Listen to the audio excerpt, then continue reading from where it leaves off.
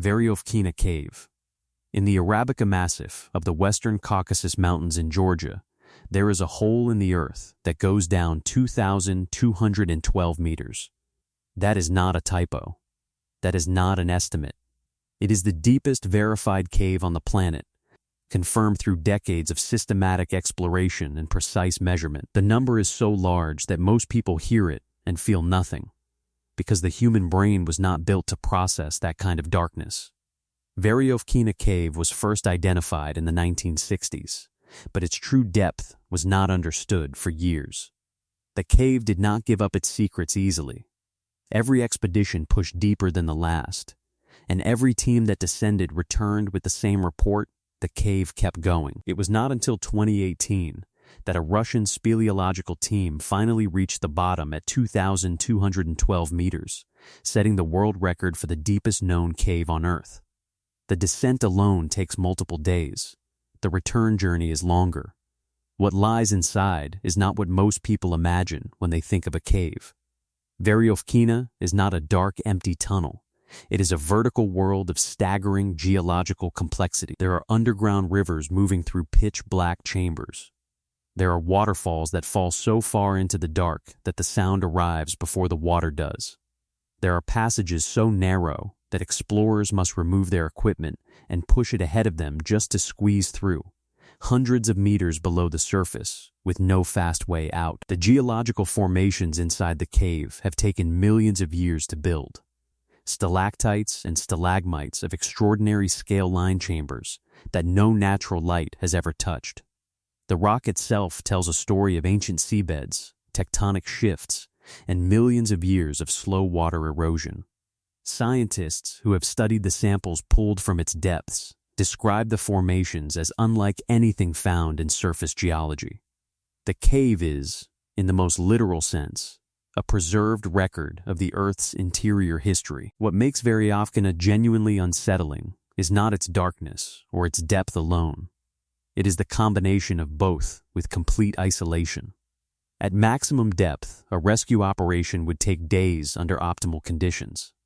There is no communication with the surface. There is no natural light. The air pressure shifts noticeably as you descend. The underground rivers that flow through its lower chambers are cold enough to cause hypothermia within minutes of exposure. And yet, people go. Explorers, scientists, and cavers travel from across the world to descend into this specific darkness, not because it is safe, not because it is comfortable, but because it exists at the edge of what the Earth will allow a human being to survive. The cave is real, the depth is confirmed, and the bottom has only been reached once. Denman Glacier. Beneath the ice of East Antarctica, there is a canyon so deep that it defies easy comprehension. The Denman Glacier sits above a subglacial trench that descends 3,352 meters below sea level. That makes it the deepest point on continental Earth. Not the deepest ocean. Not the deepest underwater trench, the deepest point on land, buried under ice so thick and so heavy that the rock beneath it has been pressed down over millions of years into a wound in the earth that no human being has ever seen, and likely never will. The Denman Glacier was not always understood to be this deep. It took the development of advanced ice-penetrating radar technology to map what lay beneath the surface. When scientists finally processed the data, the numbers stopped them. A canyon stretching 3,352 meters below sea level, hidden entirely beneath Antarctic ice, holding more frozen water than any single glacier in East Antarctica. The discovery was recent enough that its full implications are still being calculated. What concerns scientists is not the depth alone. It is what is happening to that depth right now. The Denman Glacier is melting. Not slowly, not gradually in a way that allows for comfortable projections. It is retreating at a pace that has accelerated measurably in recent decades. Between 1996 and 2017, the glacier's front edge retreated approximately 5 kilometers. That number sounds manageable until you understand the geometry beneath it. The canyon below the Denman Glacier slopes inward. This means that as the glacier retreats, it exposes deeper sections of rock to the warming ocean water beneath the ice. Warmer water accelerates melting. Faster melting exposes more depth. More depth means more contact with warm water. Scientists describe this as a feedback loop with no natural brake mechanism. Once it begins in earnest, there is no known process that reverses it. The volume of ice currently locked inside the Denman system is capable of raising global sea levels by approximately 1.5 meters if fully discharged into the ocean. That figure represents tens of millions of people living in coastal zones worldwide. It represents entire island nations. It represents centuries of infrastructure built at elevations that would no longer exist above the waterline. What makes the Denman Glacier particularly difficult to study is its location. East Antarctica is one of the most remote and inaccessible places on Earth. Ground-based verification of the radar data is extraordinarily difficult. Most of what scientists know comes from satellite imagery, airborne surveys, and ice-penetrating instruments that measure without ever touching. The deepest continental point on Earth is not a stable geological feature sitting quietly in the dark. It is an active system under pressure, changing on a timeline that is no longer geological. The canyon exists. The ice above it is retreating, and the ocean water below it is getting warmer every year. Philippine Trench. In the western Pacific Ocean, east of the Philippine archipelago, the seafloor opens into a darkness that descends 10,540 meters below the surface. That is not a geological estimate. That is a measured, verified depth, 34,580 feet of water column, pressing down on a narrow canyon, carved by forces that operated on timescales human civilization cannot meaningfully comprehend. The Philippine Trench is one of the deepest places on Earth, and it sits in one of the most geologically violent regions on the planet. The trench was formed by the subduction of the Philippine Sea Plate beneath the Eurasian Plate. Subduction is not a gentle process. One tectonic plate is forced beneath another at pressures and temperatures that crush and melt rock over millions of years. The Philippine Trench is the surface expression of that violence, a long, narrow scar in the ocean floor, running approximately 1,320 kilometers in length and averaging around 30 kilometers in width. It stretches along the eastern coast of the Philippines, in a region already known for seismic instability, volcanic activity, and some of the most powerful earthquakes ever recorded. At 10,540 meters, the pressure at the bottom of the Philippine Trench reaches approximately 1,050 times the atmospheric pressure experienced at sea level. A human body exposed to that pressure without protection would not simply be crushed. The process would be near instantaneous. The water itself behaves differently at that depth. Its density increases, its temperature drops to just above freezing, and the darkness is so complete that no photon of sunlight has ever penetrated to the floor. Whatever lives down there has never seen light. It has evolved in permanent cold, permanent darkness, and pressure that would destroy any surface organism within seconds. And things do live there. Scientific expeditions have recovered organisms from the deepest sections of the Philippine Trench that challenge basic assumptions about the conditions required to sustain life. Amphipods, small crustaceans, have been found in significant numbers at extreme depths. Microbial communities thrive in the sediment at the bottom. The trench is not a dead zone. It is an ecosystem operating under conditions that should, by surface logic, make life impossible. The Philippine Trench also sits at the intersection of multiple tectonic boundaries. The region experiences frequent seismic activity directly linked to the subduction dynamics that created the trench. When large earthquakes occur along this boundary, the displacement of water generates tsunamis that have historically struck the Philippine coastline with devastating force. The trench is not a passive feature. It is an active geological system whose movements have shaped and continue to shape the region above it.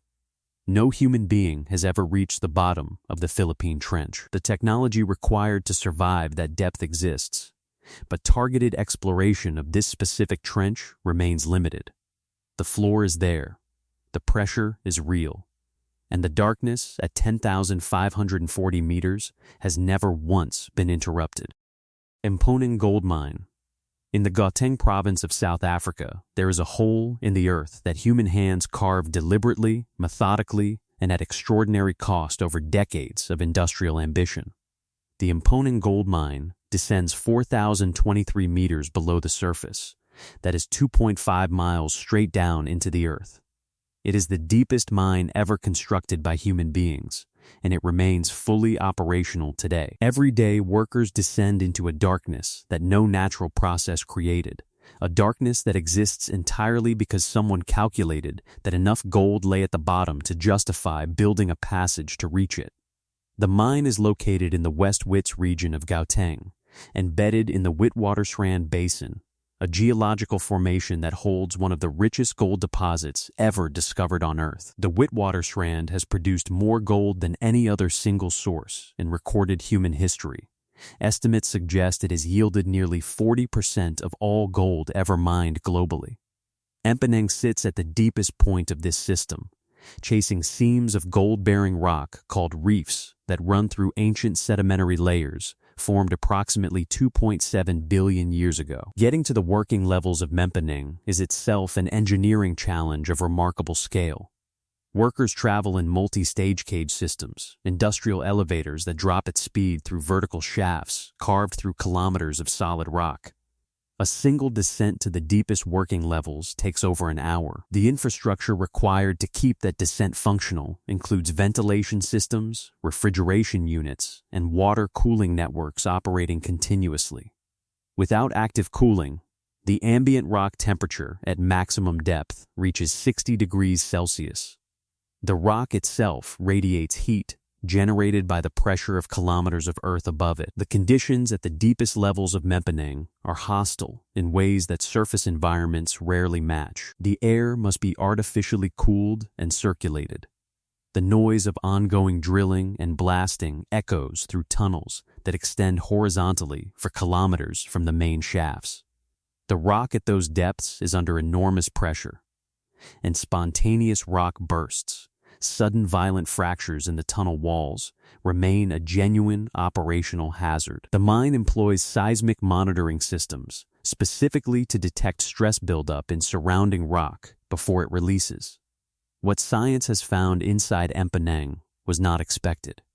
In 2008, researchers studying water trapped in isolated fissures at extreme depth discovered microbial life, single-celled organisms living in water that had been sealed from the surface for millions of years. These organisms survive with no sunlight, no surface nutrients, and no connection to the ecosystem above. They represent some of the most isolated life forms ever documented. Mponeng is not open to the public. Access is restricted to mine personnel and authorized researchers. The gold it produces is real, the depth is confirmed, and the conditions inside it have no comparison in any human-made structure on Earth. The descent takes over an hour. The rock temperature without cooling exceeds human survival limits, and the work continues every single day. Atacama Trench. Off the western coast of South America, where the Nazca Plate drives itself beneath the South American Plate with slow and irresistible force, the Pacific Ocean floor splits open into one of the longest and deepest trenches on Earth. The Atacama Trench, also known as the Peru-Chile Trench, stretches approximately 5,900 kilometers along the coastline of Peru and Chile, making it one of the longest continuous oceanic trenches ever mapped. At its deepest recorded point, it descends 8,065 meters below the ocean surface. That is over 5 miles of water column pressing down on a narrow canyon that runs the length of an entire continent's western edge. The trench was formed by one of the most geologically consequential subduction zones on the planet. The Nazca Plate, moving eastward at roughly 7 to 8 centimeters per year, slides beneath the South American Plate in a process that has been ongoing for millions of years. The energy released by this collision does not dissipate quietly. The subduction zone responsible for the Atacama Trench has generated some of the most powerful earthquakes in recorded human history. The 1960 Valdivia earthquake, the most powerful ever measured at a magnitude of 9.5, originated directly from this tectonic boundary. The 2010 Chile earthquake, registering 8.8 in magnitude, came from the same system. The trench is not a passive scar on the ocean floor. It is an active geological engine producing seismic events of catastrophic scale on a recurring timeline. At 8,065 meters, the pressure at the bottom of the Atacama Trench exceeds 800 times the atmospheric pressure at sea level. The temperature hovers just above freezing. The darkness is absolute and has never been penetrated by natural light. These are conditions that eliminate virtually every form of life adapted to surface environments. And yet scientific expeditions into the trench have returned with findings that challenge fundamental assumptions about biological limits. Snailfish, small, translucent deep-sea fish belonging to the family Liparidae, have been documented living at extraordinary depths within the Atacama Trench. These organisms have developed physiological adaptations that allow them to function under pressures that would destroy the cellular structure of most known species. Their bodies contain high concentrations of trimethylamine oxide, a chemical compound that stabilizes proteins under extreme pressure conditions. They represent some of the deepest living vertebrates ever recorded. The discovery of snailfish at these depths has fundamentally shifted scientific thinking about the lower boundaries of complex life. If vertebrates can survive at over 8,000 meters, researchers now believe the trench may harbor additional species at even greater depths, organisms that no expedition has yet reached or identified. The Atacama Trench stretches along one of the most seismically active coastlines on Earth. Its depths remain largely unexplored. Its biological communities are only partially understood. The earthquakes it generates are real. The species inside it are confirmed, and the bottom of it has barely been touched. Puerto Rico Trench. At the boundary where the Atlantic Ocean meets the Caribbean Sea, the ocean floor drops away into a darkness that holds a specific and unsettling distinction. The Puerto Rico Trench descends 8,376 meters below the surface, making it the deepest point in the entire Atlantic Ocean. It sits approximately 120 kilometers north of Puerto Rico and the Virgin Islands, running roughly 800 kilometers in length along a tectonic boundary that geologists describe as one of the most complex and least understood plate interactions on Earth. The depth is confirmed, the instability is documented, and the potential consequences of what moves beneath it are still being calculated. The trench sits at the intersection of the North American plate and the Caribbean plate, but the dynamics here are not a straightforward subduction zone. The boundary involves a combination of subduction, transform faulting, and lateral plate movement that creates a geological environment of exceptional complexity. The North American plate is moving westward relative to the Caribbean plate, but the motion is neither clean nor consistent. There are sections of the boundary where the plates lock, accumulating stress over decades before releasing it in seismic events. Scientists have identified multiple fault systems operating simultaneously in the region surrounding the trench, each capable of generating independent earthquake events. What makes the Puerto Rico Trench particularly significant beyond its depth is the gravitational anomaly associated with it. The trench is the site of one of the most pronounced negative gravity anomalies ever recorded on Earth. Gravity is measurably weaker directly above the trench than in surrounding areas. This is caused by the density differential between the downgoing plate material and the surrounding mantle. But the practical effect is a deviation from expected gravitational norms, significant enough to be detectable with precision instruments. The ocean surface directly above the trench is measurably lower than surrounding waters due to this reduced gravitational pull, a physical distortion of the sea surface caused by what lies beneath. The seismic history connected to this trench is not theoretical. The region has experienced destructive earthquakes and tsunamis historically linked to the fault systems surrounding the Puerto Rico Trench. The 1918 earthquake off the northwest coast of Puerto Rico, which generated a tsunami killing over 100 people, originated from this tectonic boundary. Scientists studying the trench have warned consistently that the fault systems here are capable of generating megathrust earthquakes, events of magnitude 8.0 or greater, with the potential to send tsunamis directly toward heavily populated Caribbean coastlines and the eastern seaboard of the United States. The warning systems in the Atlantic are less developed than those in the Pacific. The population density of vulnerable coastlines is significant, and the tectonic stress currently accumulating along the boundary has not been fully released. The deepest point in the Atlantic sits 120 kilometers from inhabited land. The gravity above it bends. The fault beneath it is loaded, and the last major event it produced was not the largest it is capable of generating. Kermadec Trench. Northeast of New Zealand, in a stretch of the southwestern Pacific Ocean that most people will never have reason to think about, the seafloor collapses into a vertical darkness that descends 10,047 meters below the surface. That is 6.2 miles of water column, pressing down on a narrow geological fracture that ranks as the third deepest place on Earth, surpassed only by the Tonga Trench and the Mariana Trench. The Kermadec Trench does not receive the attention those two names command, but its depth is no less extreme, its geological violence no less real, and its biological discoveries no less significant.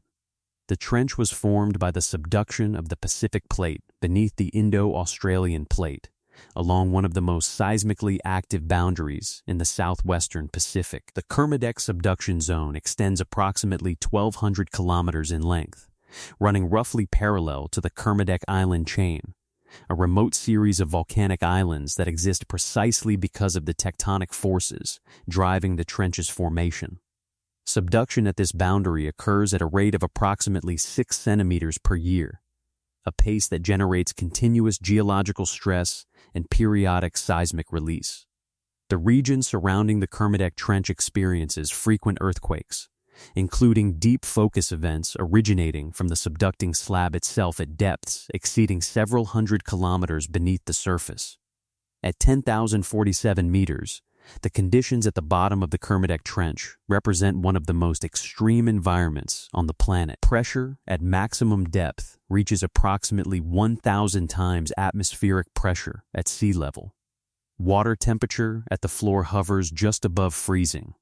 No natural light has ever reached the bottom. The sediment that accumulates on the trench floor arrives from the surface over timescales measured in thousands of years, carrying with it organic material that forms the foundation of a deep-sea food chain operating entirely without photosynthesis. Scientific expeditions into the Kermadec Trench have returned findings of considerable biological significance. Amphipods, small crustacean scavengers, have been collected from the deepest sections of the trench in significant numbers, demonstrating that complex invertebrate life persists at pressures that destroy most cellular structures. More remarkably, snailfish have been documented at extreme depths within the trench system, consistent with discoveries made in other Pacific trenches. Microbial communities living in the sediment at maximum depth have been found to be metabolically active, processing organic material in conditions previously assumed to be incompatible with biological function. The New Zealand government has recognized the ecological significance of the Kermadec region by establishing the Kermadec Ocean Sanctuary, protecting the waters surrounding the trench from commercial fishing and mining activity. The sanctuary covers approximately 620,000 square kilometers, representing one of the largest fully protected marine areas ever designated. The trench descends over 10,000 meters. The plate boundary above it remains seismically active. The ecosystem at its bottom functions in permanent darkness, and the full extent of what lives at 10,047 meters remains scientifically incomplete. Tonga Trench. In the southwestern Pacific Ocean, northeast of the Tonga Island chain, the seafloor surrenders to a depth that places it among the most extreme points on the entire planet. The Tonga Trench descends 10,882 meters below the ocean surface. That measurement makes it the deepest trench in the southern hemisphere and the second deepest oceanic trench on Earth, surpassed only by the Mariana Trench. It is not a geological footnote. It is an abyss of such magnitude that the full vertical distance from its floor to the ocean surface exceeds the cruising altitude of commercial aircraft by a significant margin. The Tonga Trench forms the northern section of the Tonga Kermadec subduction system, one of the longest and most geologically active trench systems in the Pacific Ocean. The system runs approximately 2,550 kilometers in total length, with the Tonga Trench occupying its northern portion, and the Kermadec Trench extending southward toward New Zealand. The trench was created by the subduction of the Pacific Plate beneath the Tonga Plate, a small tectonic microplate that forms part of the broader Indo-Australian Plate boundary system. The subduction rate at the Tonga Trench is among the fastest ever measured on Earth.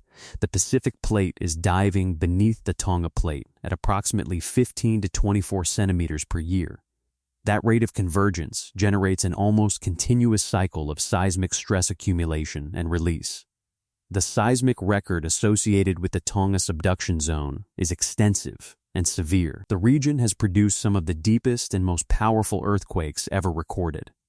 Deep focus earthquakes, events originating hundreds of kilometers below the surface within the subducting Pacific slab, occur here with a frequency that places the Tonga region among the most seismically active points on Earth. These deep focus events are scientifically significant because they originate at depths where rock should theoretically behave plastically rather than fracturing. Yet they produce measurable seismic ruptures regardless. At 10,882 meters, pressure at the floor of the Tonga Trench reaches levels that compress water itself into a measurably denser state. The temperature at maximum depth is just above freezing. The darkness is total and permanent. Despite these conditions, scientific sampling from the Tonga Trench has confirmed the presence of biological life at extreme depths. Amphipods recovered from deep trench sampling have been found containing traces of persistent organic pollutants, industrial chemicals originating from human activity at the surface, demonstrating that even the most isolated deep-sea environments on Earth are not entirely separated from the consequences of surface civilization. The discovery of synthetic pollutants in organisms living nearly 11 kilometers below the ocean surface represents one of the more disturbing findings in recent deep-sea research. The contamination reached the bottom through the same biological pathways that sustain life there. Organic matter sinking from surface waters carrying chemical compounds absorbed from polluted ocean environments. The Tonga Trench descends nearly 11 kilometers. The plate above it moves faster than almost any other on Earth, and the organisms at its bottom carry evidence of a surface world they have never once been exposed to directly. The depth is confirmed, the contamination is documented, and the subduction beneath it has not slowed. Mariana Trench. In the western Pacific Ocean, east of the Mariana Islands and south of Japan, the ocean floor descends into a place that holds a distinction no other location on Earth can claim. The Mariana Trench reaches a maximum depth of 10,984 meters at its deepest point, a section called Challenger Deep that is 6.8 miles of water column, pressing down on a narrow crescent-shaped trench that stretches approximately 2,550 kilometers in length. It is the deepest place on Earth. Not the deepest ocean trench in a region, not the deepest point in a hemisphere, the single deepest verified location on the entire surface of this planet. The scale of that depth requires a reference point to process. Mount Everest, the tallest mountain on Earth, rises 8,849 meters above sea level. If you placed Mount Everest directly into the Mariana Trench at its deepest point, the summit would sit more than 2,100 meters below the ocean surface. The mountain would be completely submerged with over 2 kilometers of water still above it. The trench does not merely exceed the height of the tallest peak on Earth. It exceeds it by a margin large enough to contain some of the tallest mountains in the United States stacked on top. The trench was formed by the subduction of the Pacific Plate beneath the Mariana Plate, along one of the oldest and most studied tectonic boundaries in the Pacific Ocean. The Pacific Plate in this region is among the oldest oceanic crust on Earth, dense and cold from hundreds of millions of years of cooling, which drives it steeply downward into the mantle at the subduction boundary. The angle and rate of this subduction have produced a trench of exceptional depth over geological timescales that dwarf human civilization entirely. At 10,984 meters, The pressure at Challenger Deep reaches approximately 1,086 times the atmospheric pressure at sea level. That translates to roughly 15,750 pounds of force pressing on every square inch of any object at the bottom. The water temperature at maximum depth hovers between 1 and 4 degrees Celsius. No sunlight penetrates below approximately 1,000 meters, meaning the bottom exists in darkness so complete that it has persisted, uninterrupted, for longer than complex life has existed on Earth. Despite these conditions, life exists at the bottom of the Mariana Trench. Single-celled organisms called foraminifera have been found living in the sediment at Challenger Deep. Microbial communities thrive in the mud at maximum depth. Amphipods have been collected in significant numbers. Even small fish have been documented at extreme depths within the trench system. Only 3 descents by human beings to Challenger Deep have ever been completed. The first was in 1960 by Jacques Piccard and Don Walsh. The second was filmmaker James Cameron in 2012. A small number of subsequent dives have followed using advanced submersible technology. The deepest place on Earth has been visited by fewer people than have walked on the surface of the moon. The pressure at its floor has no comparison in any environment a human being can reach and return from. Challenger Deep is real. The depth is confirmed, and most of it remains completely unexplored. Kola Superdeep Borehole. On the Kola Peninsula in northwestern Russia, there is a metal cap welded shut over a hole in the ground that most people walk past without a second glance. The cap is unremarkable. The structure around it is abandoned and rusting. But beneath that cap, a borehole descends 12,262 meters straight into the earth, 7.6 miles of darkness so narrow that a human being could not fit inside it, drilled over 2 decades by Soviet scientists who believed they could reach the Earth's crust and understand what lay beneath. It is the deepest man-made hole ever created, and the Earth eventually made them stop. The project began in 1970, initiated by the Soviet Union during a period of intense scientific competition with the West. The goal was not to extract resources. It was purely scientific, to drill deeper into the Earth's crust than any previous attempt and retrieve physical samples from depths that no instrument had ever directly accessed. The Kola Peninsula was selected based on its geological characteristics, specifically the ancient Precambrian rock of the Baltic Shield, which scientists believed would provide the most direct access to deep crustal material. The project was called the Kola Superdeep Borehole, and it represented the most ambitious subsurface drilling operation ever attempted by any nation. Progress was slow and methodical. The drill did not descend in a single continuous operation. The borehole was advanced in stages, with equipment changes and technical modifications required at various depth milestones. By the early 1980s, the project had already broken the world record for deepest borehole, surpassing a previous record held by an American drilling project. The Soviets continued. By 1989, the borehole had reached its maximum depth of 12,262 meters, a record that has never been broken and stands to this day. What the drilling encountered on the way down dismantled several foundational assumptions of geological science. Scientists had predicted that rock at approximately 9,000 meters would transition from granite to basalt, a denser rock type expected based on seismic data interpretations. No such transition occurred. The rock remained granite throughout.